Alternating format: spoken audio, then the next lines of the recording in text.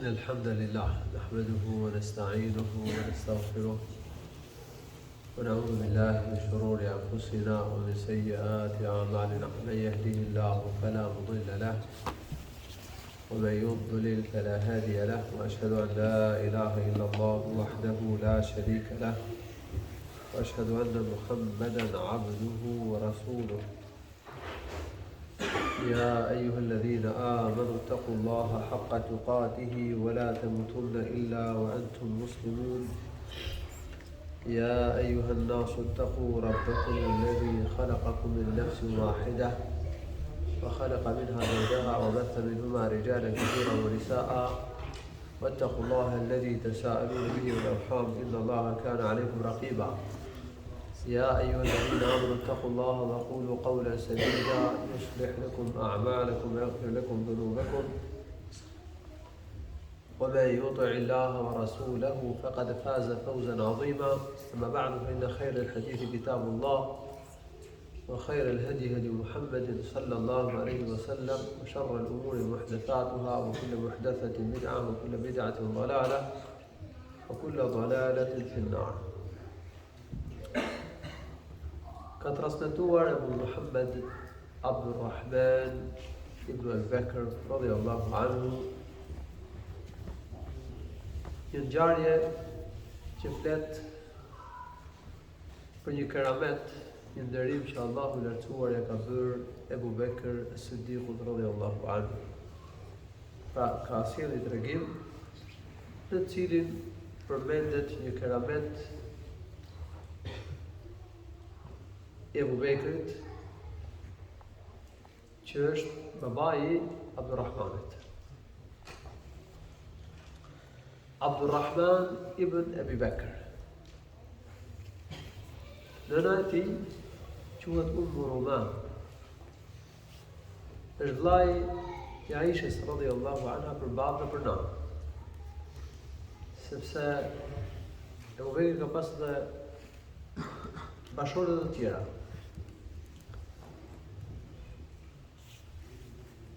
Abdurrahman ibn Abi Bekr ka pranuar Islamin disa vite pas Ebu Bekrit radhiyallahu anhu. Ka qenë një nga trimët e mëdhenj të Mekës, një kalorës shumë i mirë dhe një shigjetar shumë i aftë. Ka marrë pjesë me idhujtarët kundër muslimanëve në luftën e Bedrit. Ebu Bekri në ana e profetit sallallahu alaihi wasallam në ushtrinë e muslimanëve, ndërsa Abdurrahmani biri i tij në anën e ushtrisë e idhujtarëve kundër muslimanëve. Në këtë betejë arriti puna deri aty saqë u nda babai nga i biri. Vllai nga vllai. Pasi çështja e fesë i kishte ndarë. Muslimanët ishin në një kamp, idhujtarët ishin në kampin tjetër. Edhe në luftën e Uhudit, Abdurrahmani ka marrë pjesë në betejë kundër muslimanëve. Dhe ai që një nga ata shigjetarët që rrethuan muslimanët, që u hodhën pas kodrës, që me kalorësit, edhe i huan muslimanët mes dy zjarreve. Por, pas marrëveshjes së Hudejbijes, Abdurrahman ibn Abi Bekr ka pranuar Islamin. Më pas ka marrë pjesë në xhihad.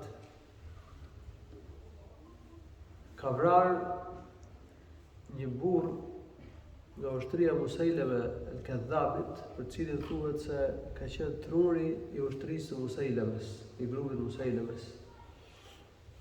Musejleme el-Kadhab ka qenë një mbështrues i madh i profetit Rrem, që sprovoi madhe për muslimanët. U bë një betejë shumë e ashpër, u vran shumë muslimanë, u vran shumë hafuzat të Kuranit. Më në fund muslimanët arritën që ta thyejnë ushtrinë e tij, ta vrasin Musejlemen. Dhe atë që e konsideroi truri i ushtrisë së Musejlemes e ka vrarë pra ky biri i Ebu Bekrit radhiyallahu anhu, tashmë në Islam. Ai po tregonte trimërinë e tij për ngritjen e fjalës së Allahut. Ka marrë pjesë në betejën e Jermukut, një betejë që i parapriu çlirimit të Damaskut, çlirimit të Shamit. Ka marrë pjesë pra dhe në xhihad. Ka ndruar jetë në vitin 53 të Hijretit ose diçka më vonë se kaq. Pra Abdurrahmani ka treguar أن أصحاب الصفة كانوا أناسا فقراء. Thot, muslimanët që ishin strehuar në Suffa ishin njerëz të varfër. Suffa ka qenë një streh në pjesën fundore të xhamisë Profetit sallallahu alaihi wasallam, ku strehoheshin muslimanët e varfër që nuk ishin ku strehoheshin. Nuk ishin familje në Medinë. Nuk ishte kush t'i mbante. Kuptohet që këta kishin ardhur nga fisë dhe vende ndryshme, muhaxhirë, emigrantë. Edhe nuk kishin ku strehoheshin në Medinë. Profeti sallallahu alaihi wasallam kishte bërë një streh për ta në pjesën fundore të xhamisë dhe aty qëndronin. Këta nuk kanë qenë njerëz parazit, por siç e tham, kishin ardhur nga vende ndryshme dhe nuk kishin me çfarë të mbaheshin. Këta merreshin me kërkimin e diturisë, mësonin Kur'an, mësonin hadithe, i mësonin dhe muslimanëve fenë. Dhe shërbenin dhe si armat për xhihad në rrugt të Allahut. Shkonin xhihad. Numri i tyre mund të rritej dhe mund të paksohen në varësi të kushteve të muslimanëve dhe nevojës së tyre ose udhëtimeve të xhihadit. Ebu Hurajra radhiyallahu anhu ka treguar një hadith se ka thënë i kam pash 70 veta nga sahabë që strehoheshin në Suffa, këtë strehë, që e përshkrova pak më para. Asnjëri prej tyre nuk ishte mantel. Nuk ishte vetëm një copë rrobë, një veshje ose një fustanell. Fustanell është pjesa që mbulon pjesën e poshtme të trupit. Edhe thot, kishte prej tyre që arrinte deri tek gjuhë, kishte deri gjysmë e kërcirit, tek kyçet e këmbëve.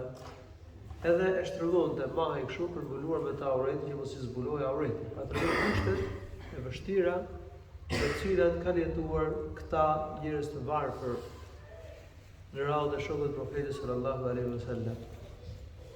Njëri prej tyre ka qenë dhe Ebu Hurajra radhiyallahu anhu, që ka strehuar në pjesë të xhamisë Profetit sallallahu alaihi wasallam. Dhe po asill një hadith të Ebu Hurajrës radhiyallahu anhu ku përshkruhet diçka nga vujtjet e këtyre njerëzve të mirë që ishin strehuar në Suffa. Tregon Ebu Hurajra radhiyallahu anhu, thotë: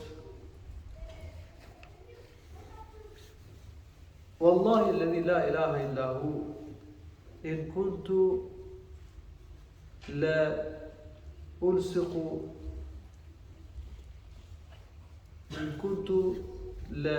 ulsiqu batni bil ardi min al-ju'. Thot, betohem në atë që ka në dorë shpirtin tim, ose betohem për Allahun, përveç të cilit nuk ka të adhuruar të vërtet. Ka ndodhur që unë të shtrihem me barku për tokë nga uria e madhe. Po in kuntu la ashuddu al-hajara ala batni min al-ju'. Dhe ka ndodhur që kam shtrënguar një gur në bark, ka lidhur një gur në bark nga uria e madhe. Qala wa laqad qa'adtu yawma fi tariqihim famarra Abu Bakr فسألته عن آية فمر ولم يفعل. Thot një ditë, nga uria e madhe, s'kishe me çfarë të ushqehej, thot u ula në rrugë ku do të kalonin shokët e Profetit. Thot aty kaloi Abu Bekri radhiyallahu anhu dhe e pyeta për një ajet.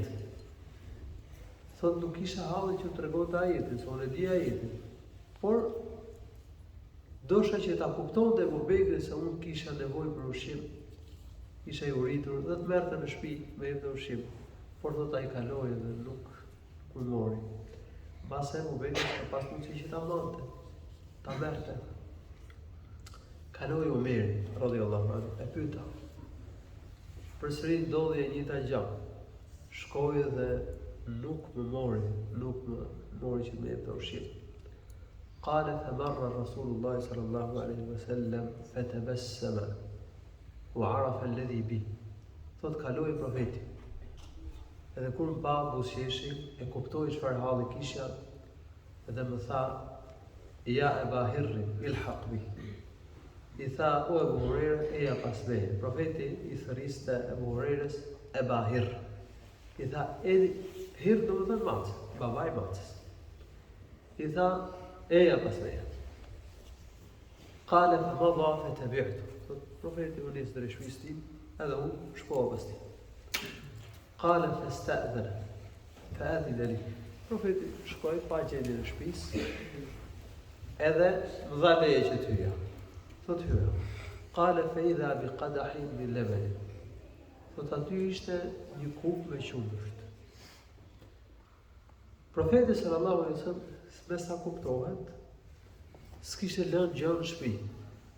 Jetonte profeti sallallahu alaihi wasallam në kushte të vështira, pothuajse siç kanë jetuar muslimanët e varfër në atë pjesën fundore të xhamisë ku ishin strehuar. Dhe i pyeti profeti njerëzit e familjes: "Kush e ka sjellë këtë qumësht?" Thanë ka sjellë fulani ose filania. Pra kuptohet që profeti kur ka dalë nga shtëpia s'kishte lënë gjë. Edhe e mori Abu Huraira me shpresë se do vinte diçka për të dhënë për të pirë. Thot profeti sallallahu alaihi wasallam më tha: "Abu Huraira, Aba Hirr, shko edhe thirri muslimanët që janë të strehuar në Suffa, që të vinë dhe ata të pinë." Qala fasa'ani dhalik. Tha Abu Huraira radhiyallahu anhu, u ndjeva shumë keq edhe më mërziti kjo, sepse thot në dua vetë kjo kupë me qumë është, dhe se do të pinë gjithë ata njerëz, çfarë do mbetet për mua? S'do mbetet gjë për mua. Me gjithë ato patjetër duhet që t'i bindesha Allahut dhe t'i bindesha të dërguarit të Allahut. Do të mendoja se do pija ca glloj nga qumësht, edhe dhe do merja fuqi. Profeti sallallahu alaihi wasallam tregon ai, kur i vinte sadaka, u aqonte të varfërve në Suffa, ولم يتناول منه شيئا, dhe vetë nuk hante asgjë, se profeti nuk e konsumonte sadakat, nuk e pranonte sadakat, sallallahu alaihi wasallam. وإذا جاءته هدية بعث بها إليهم وأصاب منها وأشركهم فيها. Nësa kur i sillin profeti sallallahu alaihi wasallam një dhuratë, i dërgonte një pjesë të dhuratës, u dërgonte muslimanëve të varfër që ishin në xhami. Gjithashtu konsumonte edhe vetë, hante edhe vetë. Pra u bënte pjesë të varfërve. Profeti sallallahu alaihi wasallam ka jetuar në kushte të vështira. Sadakat nuk e pranonte ai të varfërve. Dhuratën që i vinte nuk e mande vetëm për vete, po e ndante me muslimanët e varfër. Padyshim profeti ka qenë njeriu më bujari më i madh, mirëbërësi më i madh. Njerëzit që kanë nuk treguan bujar, nuk t'japin. Por të japësh atë që të nevojitet për vete është e rrallë. Të ndash me të tjerët atë që të duhet, atë që të nevojitet për vete është e rrallë. Profeti sallallahu alaihi wasallam ka treguar formën më të lartë bujarisë, moralin më të lartë altruist, duke dhënë të tjerëve atë që u nevojiti edhe për vete, sallallahu alaihi wasallam. Kushtet e vështira në të cilat ka jetuar profeti sallallahu alaihi wasallam janë një argument i profecisë së tij. Profeti sallallahu alaihi wasallam gëzonte respekt madh tek sahabët. Ata e doshin shumë. Ishin gatshëm të flijonin, sakrifikonin gjithçka për profetin sallallahu alaihi wasallam. Dhe po të doshte profeti, mund të bënte jetën më luksoze të kohës vet. Nuk shfrytëzonte pasuritë e tyre, se ata mund të jepin atij gjithçka. Por ai nuk ishte i tillë. Ai nuk pëlqente që të jetonte më mirë se sa shokët e tij. Madje nuk pëlqente të jetonte më mirë se sa muslimanët që ishin të varfër.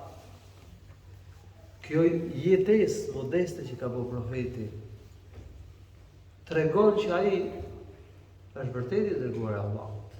Dhe nuk është siç kanë thënë kafirat, se ai e ka sajuar profeci për qëllime të këqija. Se po të ishte ashtu, do kishte bërë jetesën më luksoze. Çdo ishte njeriu me moralin më të lartë, njeriu më i çiltur. Argumentet e profecisë Muhamedit sallallahu alaihi wasallam dëshmit sa ai është i dërguar Allahut janë shumëta, dietarët kanë përmendur mbi argumente. Por në këtë hadith vërejt disa shenja të profecisë. Jeta e thjeshtë dhe modeste e profetit, kushtet e vështira në të cilat ka jetuar profeti. Megjithëse ai kishte mundësi të bënte jetë më të mirë se kjo. Morali i lartë i profetit sallallahu alaihi wasallam. Do përmendem dhe disa shenja të tjera, apo edhe një shenjë tjetër e profecisë Muhamedit sallallahu alaihi wasallam në këtë hadith. Pra thotë patjetër do t'i thrisja besimtarët e varfër, sepse ishte urdhri i profetit. Shkoa thotë i tjera. Erdhën, profeti u dha leje dhe i zuan vendet e tyre në mezhlis. E dija që do isha i fundit që do pija, thotë Abu Huraira radhiyallahu anhu. Profeti sallallahu alaihi wasallam më tha, e bahir Abu Huraira, merre tani kupën dhe jeku për të pirë, njëri pas tjetrit. Thotë Abu Huraira radhiyallahu anhu, mora kupën, ja dhash të parit. Qala fa shariba hatta rawiya. Thotë, ja dhash dhe piu derisa u ngop. Pastaj thotë ja dhash tjetrit. Piu derisa u ngop. Pi njëri pas tjetrit. Duhet të kenë qenë me 10 ra, se përmendëm pak më parë që sipas një hadithi kanë qenë 70 veta në sofra. Kështu që kanë pirë. Dhe kjo është mrekulli, shtimi i qumshit është mrekulli. Se morë edhe thënë fillim të umërzita, thash çfarë do bëjë gjë më për mua. Se do jep të atyre për të pirë dhe pastaj çfarë bëjë, do të bëjë gjë për ta. Kështu që Allahu i lartësuar e shtoi qumshtin. Kjo është një nga mrekullitë e profetit sallallahu alaihi wasallam, shtimi i qumshtit, shtimi i ushqimit dhe shtimi i ujit. Për sjellë shumë hadithe. Hadithi që po e tregoj është në Sahih al-Buhari. Pra, kjo ngjarje është mutawatire, është vërtetuar në pa diskutueshme nga profeti sallallahu alaihi wasallam. Thotë dash njëri pas tjetrit për të pirë derisa u ngopën. Pastaj profeti sallallahu alaihi wasallam më tha, "Ma jep kupën." E mori. Më tha, "Kam mbetur vetëm unë dhe ti." Thash, "Të vërtetë do të theve dërguar Allahut." Më tha, "Merre dhe ulu dhe pi." Thot ula dhe fillova të pija. Më tha, "Ishra." Piva. Më tha, "Përsëri ishra." Fillova të pija. Thot, "Fama zale yaqulu ishrab hatta qultu walladhi ba'athaka bil haqqi ma ajidu lahu maslaka." Thot profeti vazhdoi të thoshte pi derisa i thash, "Pasha, atë që ty të ka dërguar me të vërtetën, nuk kam ku ta çoj. Pra, jam ngopur." Atëherë mori profeti sallallahu alaihi wasallam, falënderoi Allahun, tha bismillah dhe piu qumshi që kishte mbetur. Shtimi i qumshit është një nga mrekullitë e profetit, është një nga argumentet e profecisë së tij sallallahu alaihi wasallam. Pasolla këtë tregim sepse flet për besimtarët e varfër që ishin strehuar në xhamin e profetit sallallahu alaihi wasallam. Abu Huraira ka jetuar me këta muslimanë të varfër për të marrë dituri. Dhe Allahu subhanahu wa taala i dha atij dituri të madhe. Është sahabi që ka sjellë më shumë hadithe nga profeti sallallahu alaihi wasallam. Ti kthehemi tani hadithit të temës, që është hadithi që ka transmetuar Abu Muhammad Abdurrahman ibn Abi Bakr, i cili ka treguar se muslimanët e strehuar në Sufe ishin njerëz të varfër. وقد قال رسول الله صلى الله عليه وسلم مرة من كان له طعام اثنين فليذهب بثالث ومن كان له طعام أربعة فليذهب بالخامس بسادس أو كما قال رسول الله صلى الله عليه وسلم. Një herë profeti sallallahu alaihi wasallam tha: kush ka në shtëpi ushqim për 2 veta, le të marrë një tret, të marrë njëri nga muslimanët e varfër që ishin strehuar tek xhamia e profetit. Kush ka ushqim për 4 veta, le të marrë një të pestë. Dhe kuptohet kush i ka për 5 veta të marrë një 6. Qala fa dhahaba Abu Bakr bi thalathati. Abu Bekri i mori 3 veta për tyre, i çu në shtëpi. Këta ishin musafir të profetit, edhe dhe qonë në shtëpi do t'u jepte darkë. Qala wa dhahaba Rasulullah sallallahu alaihi wasallam bi 10. Profeti vet i mori 10 veta për tyre dhe i çoi për t'u dhënë ushqim në shtëpi. Ka treguar Abdurrahman ibn Abi Bakr, thot Abu Bekri i solli ke shtëpia. Edhe më tha mu, duneke adjafek. I tha tani meru me musafirët, ti presësh, fe inni muntaliku ila Rasulillah sallallahu alaihi wasallam. Se unë nuk po ha dark, do shkoj ke profeti sallallahu alaihi wasallam. Prandaj i tha meru me musafirët. Jepu për të ngrënë, urdhër.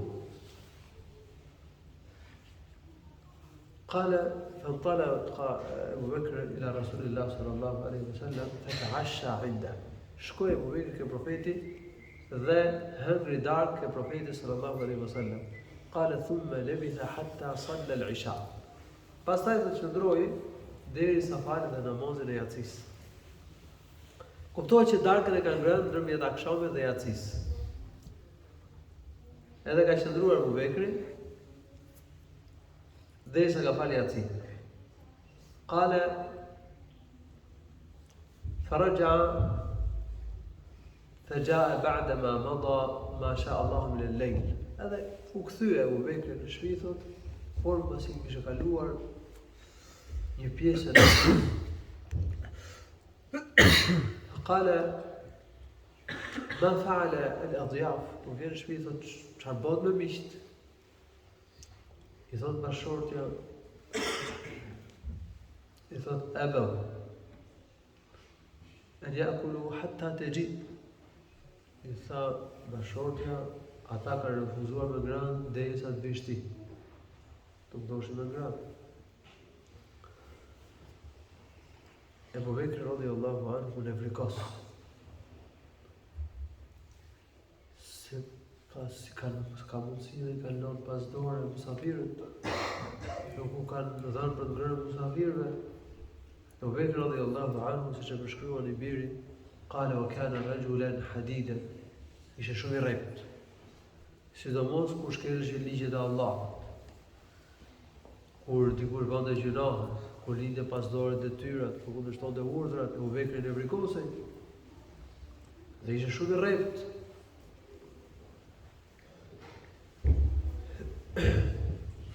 Tha, ku është Abdurrahmani? Thot Abdurrahmani, thot, kur e pashë po vinte Abu Bekri, u fsheha. Sepse e dinte që Abu Bekri radhiyallahu anhu kishte një natyrë të tillë. Dhe e dinte që do të ne vrikosej. Abdurrahmani, siç ka treguar, kisha përgatitur ushqimin për musafirin, dhe u kisha thënë, it'amu, hani. Ata thanë, ejna sahibul menzil, tha ku është i Zotit i shtëpisë? Po tha, i Zotit i shtëpisë është ky profeti. Tha, ne nuk ham derisa të vini i Zotit i shtëpisë. Thot, u thash, por çfarë keni që nuk na pranoni ushqimin? Ne kemi përgatit mikpritje për ju. Tha, ne nuk ham derisa të vini i Zotit i shtëpisë. Abdurrahman e dinte që Abu Bekri radhiyallahu anhu ishte tip që nevrikosej kur shkeleshin ligjet, kur njerëzit nuk silleshin me korrektësi, kur nuk bënin punën. Edhe prandaj ishte fshehur. Edhe më një herë Abu Bekri radhiyallahu anhu i thiri, kur e mori vesh që s'ka ngrënë musafirën, i nevrikosur, tha: Abdurrahman, thot heshta. Të thiri për së dyti, heshta.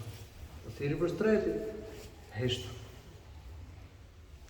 Më tha, po të betohen për Allah, të dalësh dhe të vish këtu të javësh përgjigje.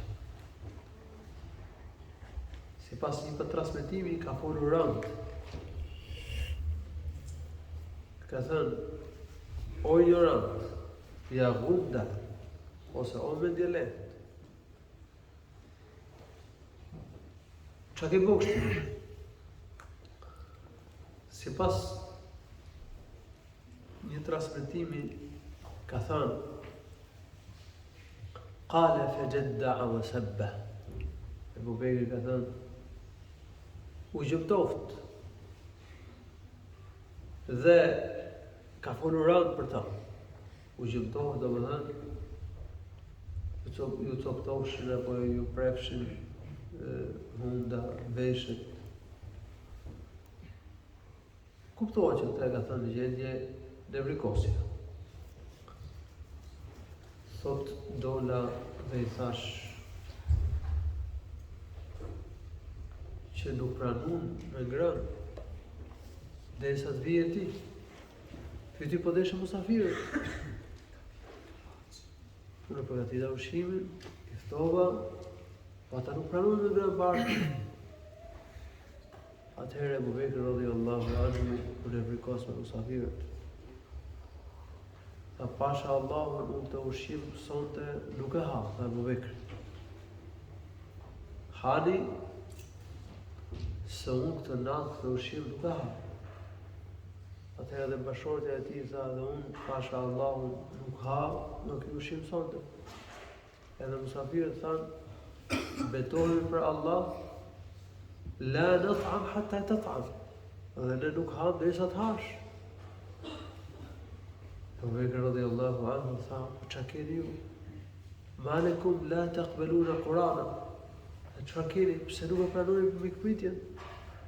Ne kemi përgatitur ushqim për ju. Pastaj tha mësimi ushqimin.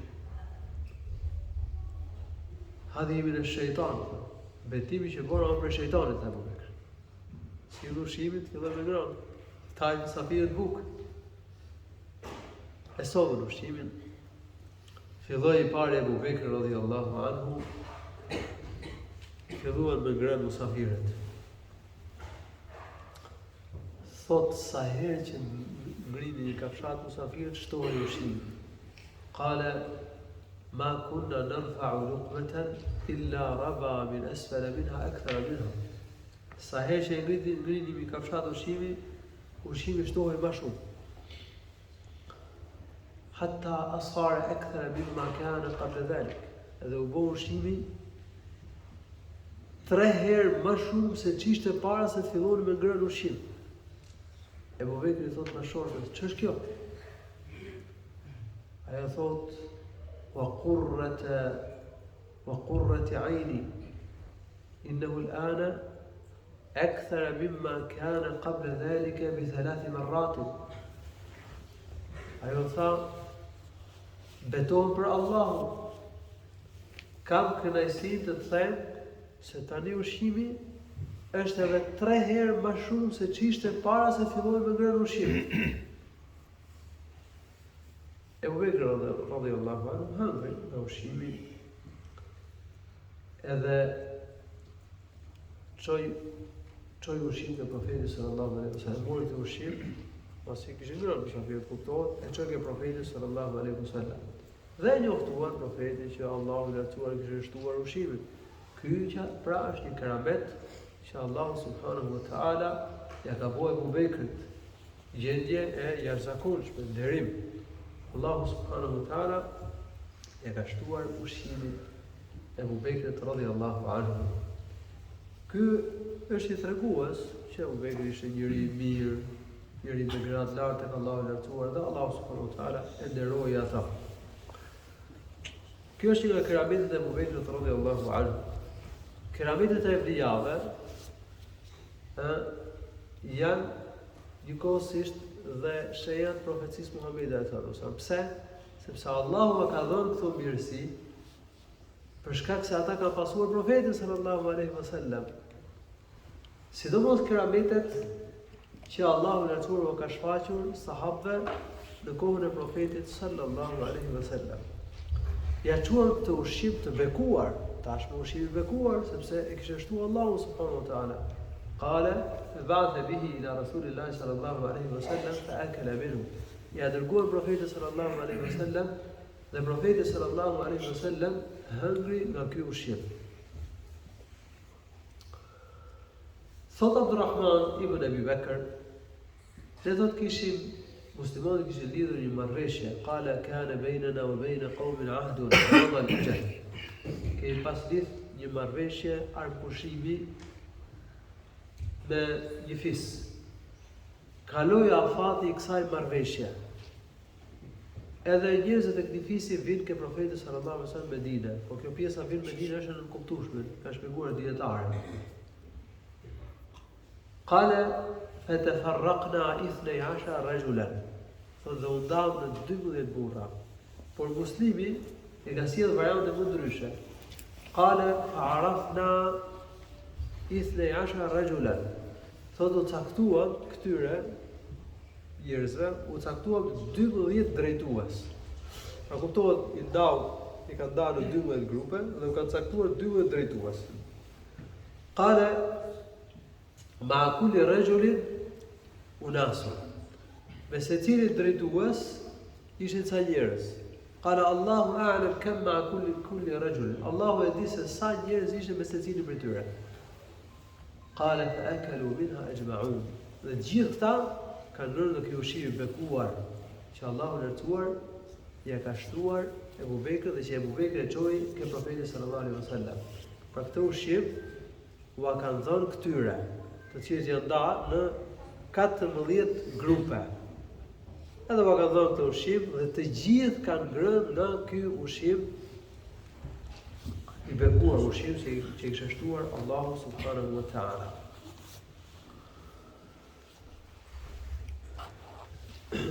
Abu Bekri radhiyallahu anhu betui që nuk do hante ushqim. Po pastaj e theu betimin edhe hëngri ushqim. Dhe ja ka treguar profeti sallallahu alaihi wasallam, I ka thënë o I dërguar Allahu, hanathtu wa barru. O I dërguar Allahu, unë betova se nuk do ha ushqim, e pastaj e theu betimin dhe hëngri ushqim, që musafirët hajnë ushqim, kurse ata e përmbushën bejnë. Profeti sallallahu alaihi wasallam I tha ja Abu Bekr, anta abarruhum wa akhyaruhum. I tha o Abu Bekr, ti je më I devotshëm mesin e tyre. Dhe ti je më I miri. Abu Bekr radhiyallahu anhu e theu betimin dhe hëngri ushqim.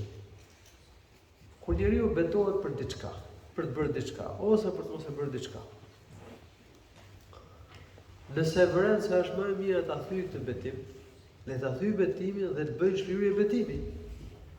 Profeti sallallahu alaihi wasallam ka thënë një hadith, inni la ahlifu ala yamini tara ghayraha khayran minha illa hanathtu fi yamini wa ataytu alladhi huwa khayr. Ka thënë profeti sallallahu alaihi wasallam, nëse unë betohem për diçka, edhe pastaj vërej se diçka tjetër është më mirë, Është më mirë me ty këtë be. Unë do ta thyej be dhe do të bëj ato që e shikoj më të mirën. Ky është kuptimi i hadithit. Kështu pra nëse muslimani është betuar se do e bëj diçka apo nuk do ta bëj atë, lejohet që ta thyej këtë be. Por nëse e thyet be, ai duhet bëj shlyrje betimi. Madje nëse vren se më mirë është me thy be, le ta thyj be, edhe le të bëj shlyrje betimi. Po pse e ka sjellë autori këtë hadith në këtë temë?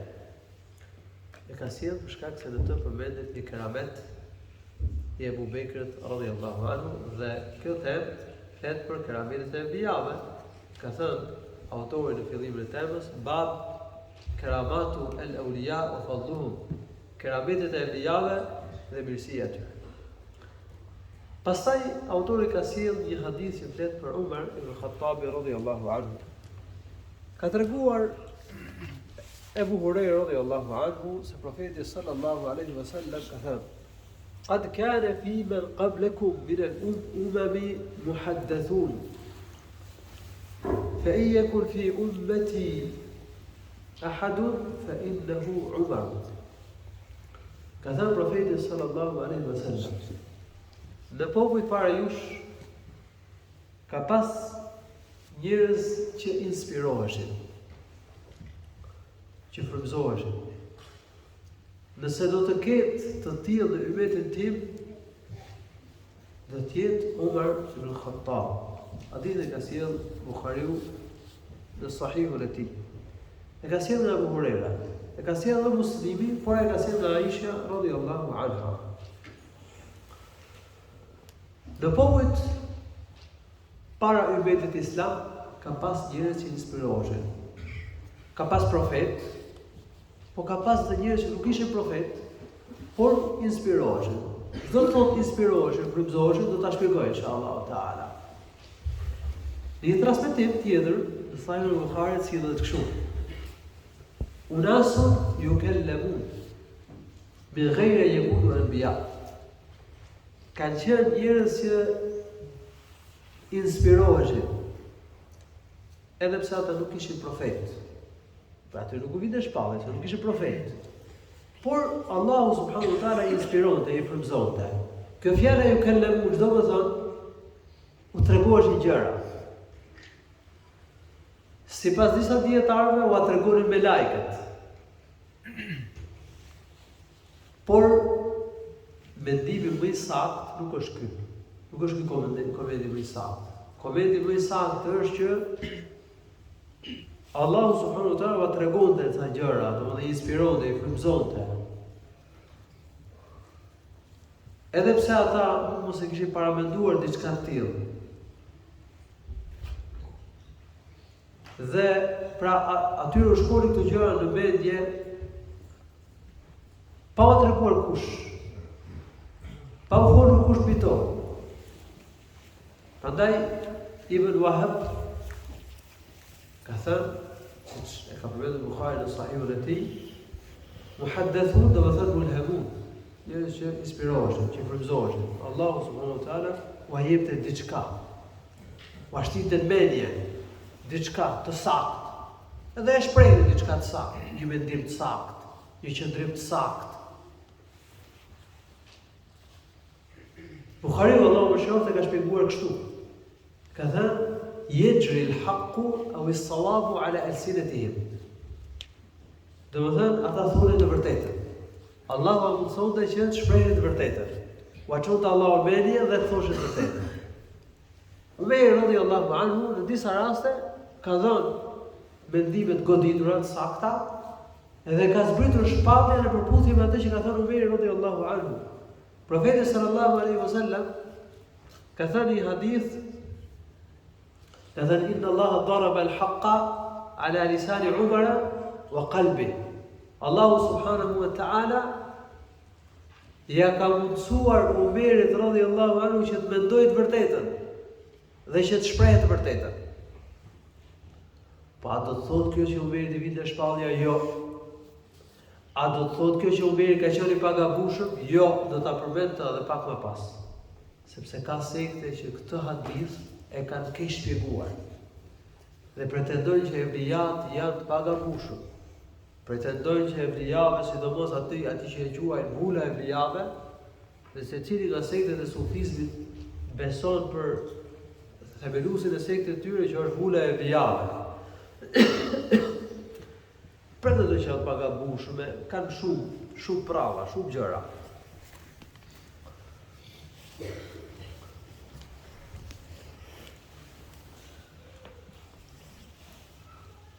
Por unë do të tregoj disa gjëra, domethënë që i kam përmbledhur nga shpjegimi që Ibn Taymija Allahu më shohë ka bëu këtij hadithi, hadithet fundit. Që ta kemi parasysh. Allahu subhanahu wa ta'ala ka garantuar pagabueshmëri për ne nëse do t'i referohemi Kur'anit dhe Sunetit.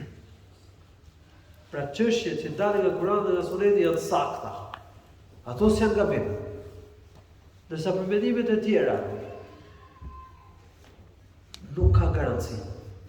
Mendimet që shprehen njerëzit, pa u bazuar në ajet apo në një hadith, s'ka garanci që ato janë të sakta. Shpallja nga Allahu është e pagabueshme, sa është nga krijuesi i gjithësisë. Ato që suneti i profetit, suneti i saktë, është pagabueshëm, se profeti ka qenë i pagabueshëm sallallahu alaihi wasallam. Ndërsa mendimet e njerëzve të tjerë mund të jenë dhe gabim. Përfshirë dhe qëndrimet e Abu Bekrit, dhe qëndrimet e Omerit. Abu Bekri, jo të gjitha mendimet i ka pas sakta, dhe Omeri radhiyallahu anhu, jo të gjitha mendimet i ka pas sakta.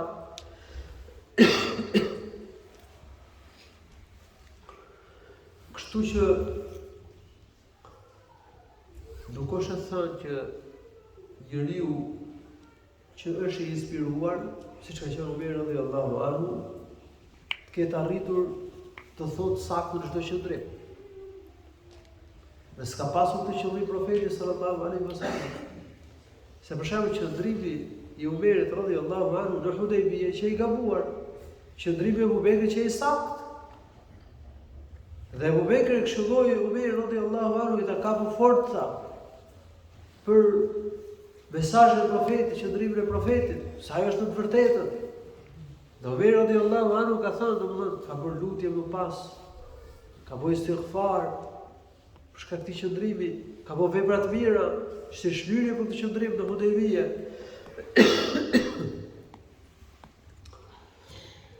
Gjithashtu kur ditën që vdiq profeti sallallahu alaihi wasallam, qëndrimi i Abu Bekrit ka qenë shumë më i rëndësishëm se sa qëndrimi i Omerit. Omeri radhiyallahu anhu tha, pasha Allah nuk ka vdek profeti. Dhe profeti do të çohet dhe do marr hak ndaj ca njerëzve që thonë se ai ka vdekur. Ndërsa Abu Bekri radhiyallahu anhu kishte e kuptoi që profeti sallallahu alaihi wasallam kishte vdekur. Dhe hipi në minbar, këndoi ajetin e surës Ali Imran. Atëherë e kuptoi Omeri radhiyallahu anhu që kishte vdekur profeti sallallahu alaihi wasallam dhe thotë më kaput fuqia. Dhe rash tokë me gjuhën tokë. Kishte kuptoi që vërtet profeti sallallahu alaihi wasallam kishte ndruar jetë. Preferentu që qëndrimi i saktë, Omeri radhiyallahu anhu shprehu qëndrimin e saktë. Ndërsa Omeri radhiyallahu anhu për shkak se goditja që është shumë e rëndë, nuk arriti që të shprehte qëndrimin e saktë në momentin e parë. Gjithashtu kur që çështja e vrasjes së atyre që nuk pranonin të jepin zakatin e pasurisë, në Abu Bekrit radhiyallahu anhu, Abu Bekri nisi ushtrin për luftë me ta. Se ata nuk pranonin të zbatonin një dispozit, një rregull të fesë që është e njohur. Omeri radhiyallahu anhu i tha, si të luftosh njerëz që thonë la ilaha illallah Muhammadur Rasulullah, ku profeti sallallahu alaihi wasallam ka thënë që unë jam urdhëruar që të luftoj derisa njerëzit thonë la ilaha illallah Muhammadur Rasulullah. Nëse thonë këtë fjalë, atëherë janë të mbrojtur vetëm në drejtën e Islamit. Abu Bekri radhiyallahu anhu tha, zakati është drejta e pasurisë, kjo është drejta e Islamit. pasha Allahu tha, qofse nuk do pranoj të japë një keq që e ka pasur kohën e profetit, do të vazhdoj luftën.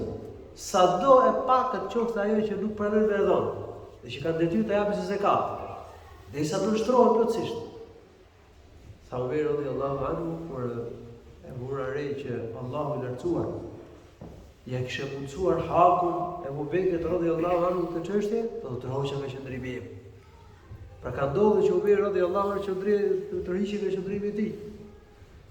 Sa i përket atij hadithit se ka Shia në kohën tonë që flasin, do të që kundërshtojnë këtë hadithit, jam urdhëruar që të luftojnë. Po s'është vetë për të sqaruar këtë hadith më gjerë. Kjo që përmend hadith përmend Kur'an. Sepse për shembull të kuranistët, që fe tjetër, nuk është feja jonë, jo? Feja e tyre. Nuk pranojnë hadithet, pse? Se të thonë hadith përmend xhihadin e lufta, e urdhëruar të luftoj njerëzit. Do thonë kjo bie ndesh me Kur'anin. Po unë për xhihadin përmend në Kur'an. Madje Allahu i Azza ka urdhëruar në Kur'an që të luftojnë beqtarët e librit. Qatilu alladhina la yu'minuna billahi wa la bil yawmil akhir. ولا يحرمون ما حرم الله ورسوله ولا يدينون دين الحق من الذين اوتوا الكتاب حتى يعطوا الجزيه. Tekun në ajetet. Po ç'kuptim ka ajeti?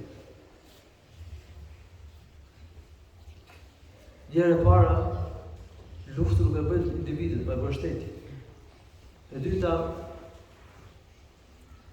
muslimanët nuk luftojnë kur kanë marrëveshje paqe me jo muslimanët. Po lufta bëhet kur me ata me cilët janë në gjendje lufte. Pra ka hadithe dhe argumente të tjera të cilat përcaktojnë gjendjen e paqes së luftës. Nëse muslimanët janë në gjendje lufte me popull, atëherë zbatohet ky hadith. Po ky hadith nuk zbaton shteti, Islam, nuk është çështje individuale. Megjithatë, ushtria muslimanëve nuk ka drejt që të luftojë me palët kundërshtar, edhe pse janë marrëdhënie lufte me ta, derisa të ftojnë Islam. Pra kjo që duhet të hadith, duhet pa dritën e argumenteve tjera. I ftojnë Islam, nëse pranojnë Islam, nuk i lufton. Siç përmend një hadith tjetër profetit sallallahu alaihi wasallam. Nëse s'pranojnë Islamin, përsëri nuk lejohet të luftojnë. Po do të ftojnë për marrëveshje. Marrëveshje mos bëhet luftë. Marrëveshje garancie, paqe, sigurie dhe mbrojtje. Aqdu dhimma.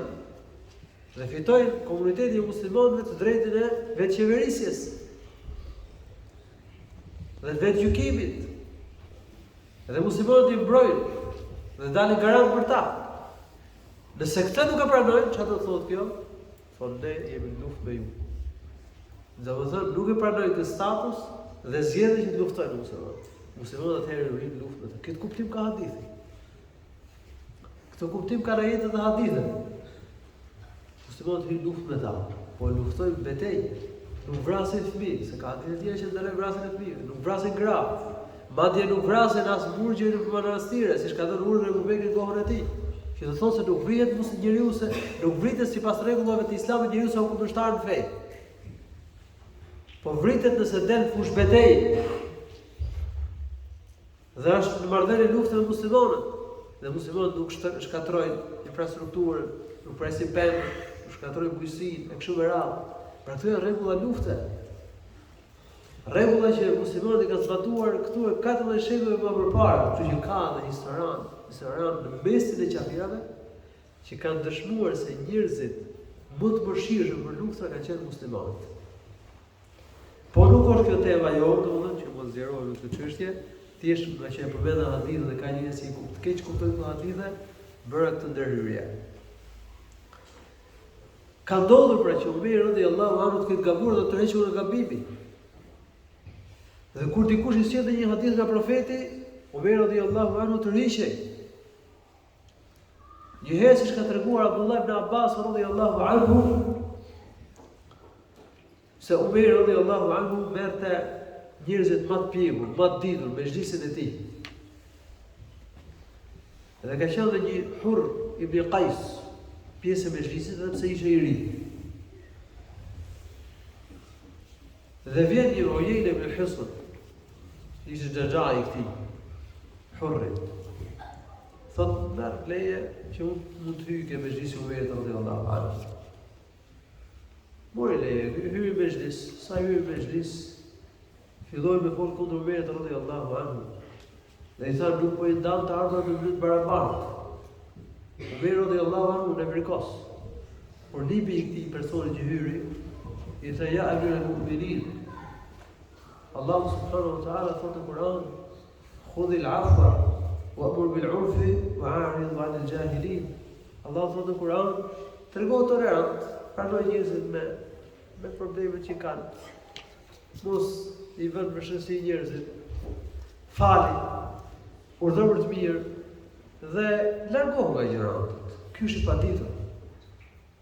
قال فما جاوزها عمر وكان وقافا عند كتاب الله.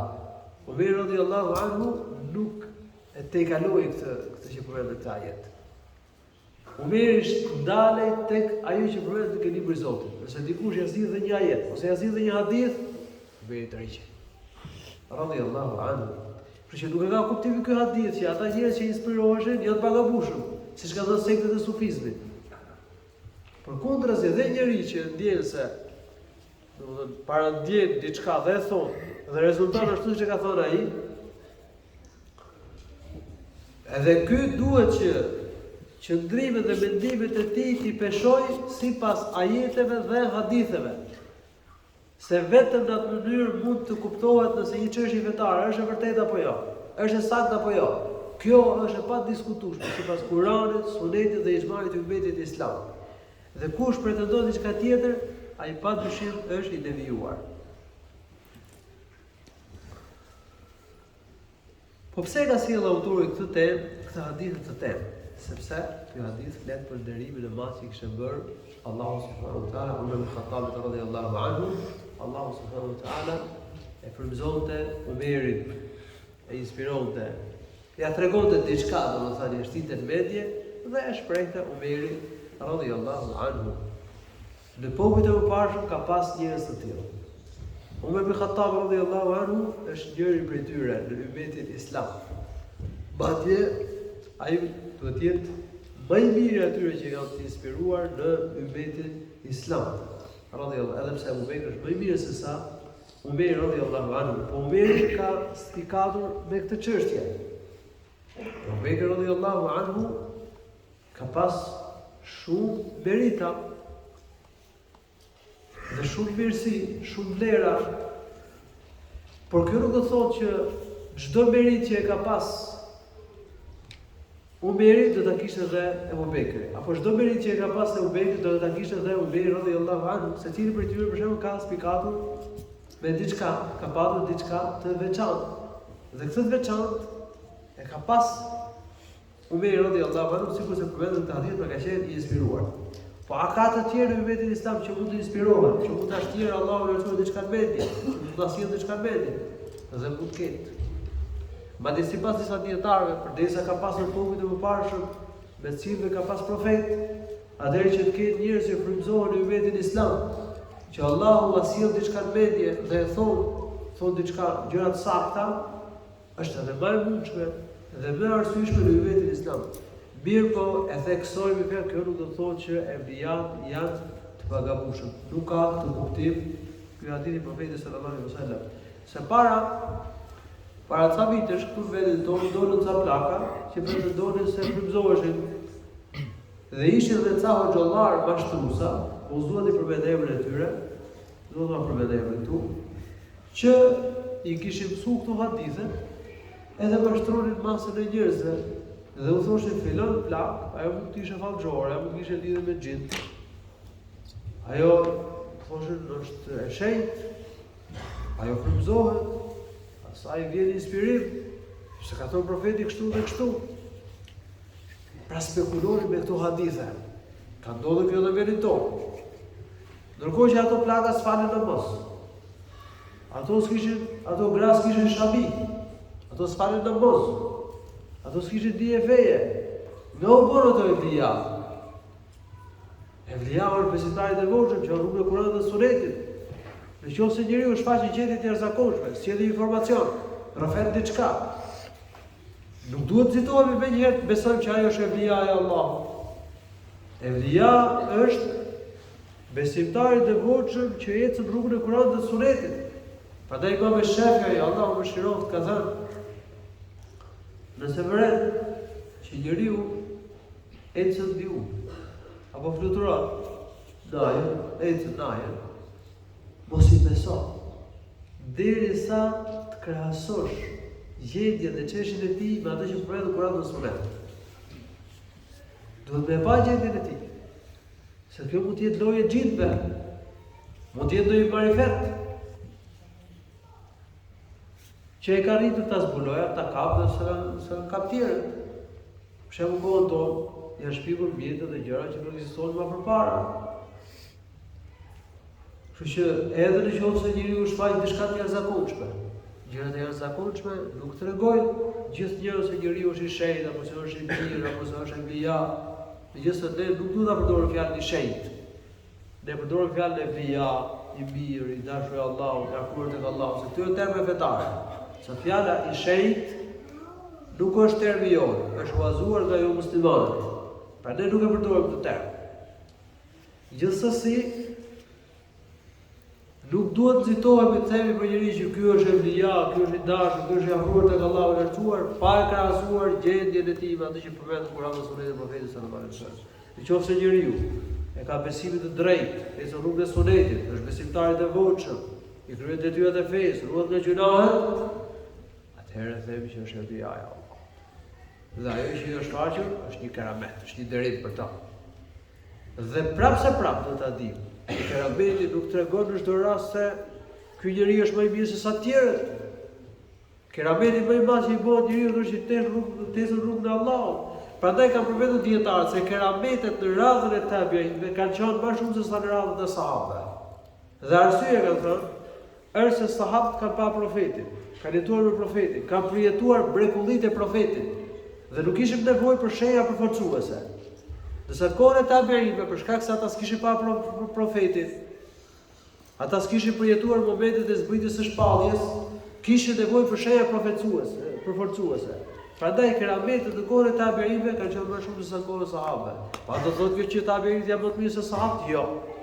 Askush nuk e pranon këtë. Kështu që nëse njëri ka një keramet, kjo nuk do thotë domosdoshmë që është më i mirë se sa ata besimtarët e devotshëm që s'kan keramete. Madje duhet ta dimë që kerameti është provë.